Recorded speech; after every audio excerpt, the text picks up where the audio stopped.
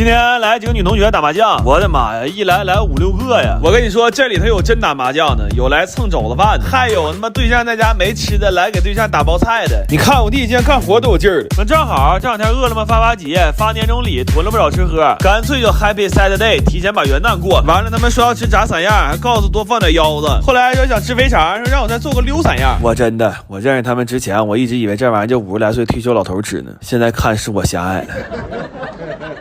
完，今天有2个菜超常发挥了啊！一个是这一锅汆锅底儿，等过年消停点，我出一期教程。到时候你要说不好吃，我给你磕仨。还有这个奶油龙虾汤，这个比较简单，我就打一个文字版教程啊。你信我的，这汤你就做1回，你就会发现我教你炖的肘子其实也就一般菜。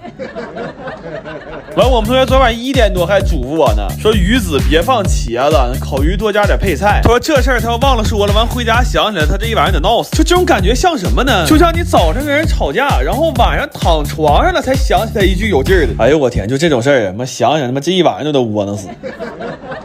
来吧，香香的定糕、溜3、酱子、炸3、沙肚、烤鱼、虾粉煲、川底、奶虾汤、肘饭。我说今天别着急吃啊，告诉你们个好事儿，上饿了么搜发节玩年终互动，最高能领100元券包，新会员还有0元起入会礼。这个年终互动能看自己的专属称号，我这个是居里采购夫人，那么这个有点太宽泛了，我这个应该是肘子先生。你们的到来让我们蓬荜生辉。好像要拜访了。我前2天想不开呀，在家尝试了一下醒狮苏，好家伙，差点没给命搭了。这玩意儿全网也没有一个特别完整的教学视频，于是我在做之前研究了无数个视频，然后自己拼了个制作流程。问题我也不知道哪来的自信，我当时就觉得只要一步一步按照这个做，肯定能做成。也正是靠着这种无知的力量，我开启了长达1周的翻车之旅。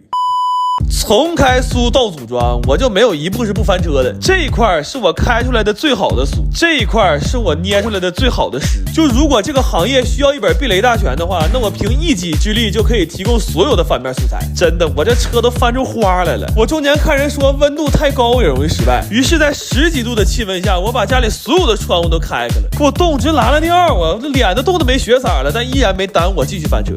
这几个是我这几天炸完之后唯5还能成坨的东西，高的矮的胖的瘦的，还有一个戴墨镜的，你说这都什么玩意儿这是。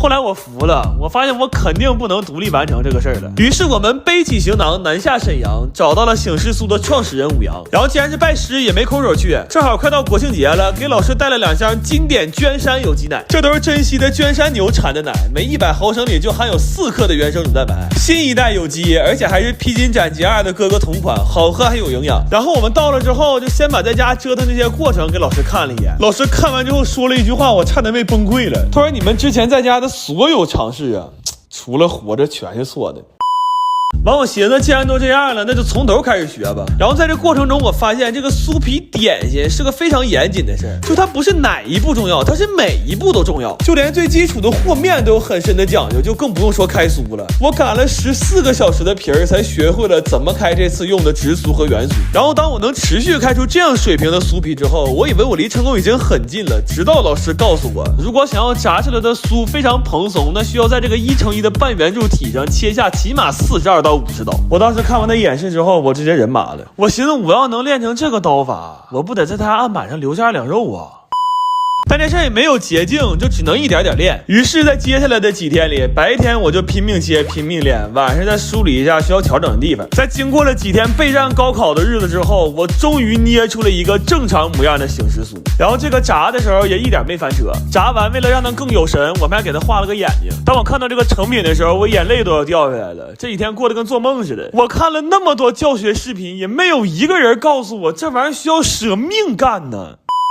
后来我飘了，趁热又做了个醒狮酥 Plus， 配色也重新调整了一下。而且这只醒狮酥上，吴老用酥皮在后脑勺还给我提了个名字，顺便还教了我怎么让这个颜色能更有层次感。这现在是一只全世界都独一无二的狗送醒狮酥。后来我还偷着学了一下天鹅酥和鲍鱼酥，但时间有限，就只能回家再勤练了。后来毕业打包的时候，我看这些东西特别感慨。我倒不是想说我在这个过程当中到底有多累，而是我发现当这个东西被拆解了之后，我们好像就剩下了复制上的操作难度，但是却忽略了一个这么复杂的东西从无到有的设计会是一个多么变态的过程。所以真的很佩服这些手艺。然后在回去的路上，我做了个决定，我把最大那个杏仁酥给他俩吃了。我其实睡醒之后也挺后悔，但我想开了，酒只有开封了它才是一瓶酒。对于美食博主来说，它最好的归宿也许是报班，但对于美食艺术品来说，它最好的归宿一定是进度。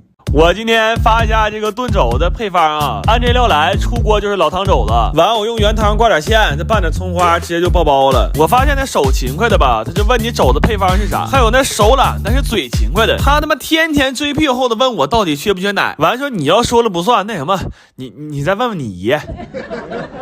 今天给我奶煲了一锅老鸭汤，咱看看啊，你就说这鸭舌贵，我买了一整只鸭子，这嘴里掏的比我兜都干净。完了还做了一个尖椒酿肉和鲍鱼炖土豆。我奶说正好你爷牙不好，他吃土豆，我只能委屈吃鲍鱼了。然后做了一个鱼香荷包蛋。我奶说有一天你要开饭店，一定把这个菜上上，小姑娘肯定愿意吃这样酸甜的，因为奶也年轻过。给奶烤了一锅日式红豆包，这个是新发现，这个确实挺好吃。还做了一份酱焖鱼子茄子，这菜你信我，来人你做一次能给你家米缸吃空的。还炖了一锅酸菜炖骨棒，我爷就愿意吃酸菜，我奶就愿意吃骨棒，就他俩这种默契让我一度产生怀疑。我说爷，你是不是从来就没吃着过骨棒啊？吃过怎么能说肉不香呢？这事儿有道理吗？没有道理啊。完下雪了，我奶也不方便买水果啊，我正好趁着拼多多水果生鲜补贴，花1块钱就秒杀到5斤双钩机车厘子，个头大，水分足，又甜又脆，个饱个包汁。你瞅瞅我弟说了这个香啊，链接我放评论区了，咱们就赶紧掏它就完了。我爷呀，吃没吃骨棒不一定，但这么甜的车厘子，我估计我爷捞不着10个。来吧，香香的煎酿、爆豆、子酸棒、肘包、鸭汤、鱼蛋、红饼、大饼、豆宝。行了，往奶家去了啊，记点今天教我们炖肘了。奶，你这个你也我有点贪哈。吃吧，没事。好。我有个大学同学过年回来了，完在哈尔滨站一脚来家吃点饭。是的，朋友们，我居然真的上过大学。完我们就聊起来了，说上学的时候都吃啥来着？我们学校当时有食堂，但真没咋去过。它倒不是好不好吃的问题，主要那个食堂它在2楼。我跟你说，就那几段楼梯，它对大学生来说比登天还难。所以月初的时候，我们就是黄金黄的焖锅，再不就是街口的麻辣香锅，夹肉不炸盐版。然后月中就会收敛一点，一般是4个人点1份鸡公煲，要不就是1份鱼香肉丝盖3份大米饭。这3人里肯定有1个人吃的是汤泡饭。然后我们老二他妈这会儿一般会给他邮几袋固始鹅块，说让他尝一尝家乡的味道。我估计他妈可能现在都不知道，他这一个家乡的味道养活了8个儿子。然后月末就不用说了，上过大学都明白了，这会儿是大学生的清理肠胃时间。我们一般就是老3样：锅塔尖椒、香辣土豆片和火爆大头菜。咱说那真是一肉不肉啊。不过这几个菜确实挺好吃，但是直到今天我也没整明白，就是我觉得这几个菜好吃，到底是因为价格还是因为口味？那会儿其实还老吃一个白象方便面，我发现呢现在出了一个汤好喝系列，那高汤面嘎嘎的。你看它这个不像一般用的粉包，它用的是高汤包，做出来这个高汤贼香，面也爽滑 Q 弹，汤味泡上去贼好吃。这个我建议喜欢的话可以多囤点，因为马上过年了，你半夜饿了容易订不着外卖呀，宝子。来吧，香香的麻锅、鸡公、火大、好面、锅煎、鱼丝、乡土、固鹅、脆肘、牛焖，这些菜其实就贯穿了我们大学的时候1个月的伙食。然后没有汤啊，就正好用这个汤好喝的高汤面，有汤有面有营养。咱说上学的时候要有这玩意儿，就月初装大爷的时候，哪怕穿插1、2顿呢，那月末也不至于过得比陶白白还准呢嘛。到23号就吃素。哎呦，我想想我眼泪都要掉下来了。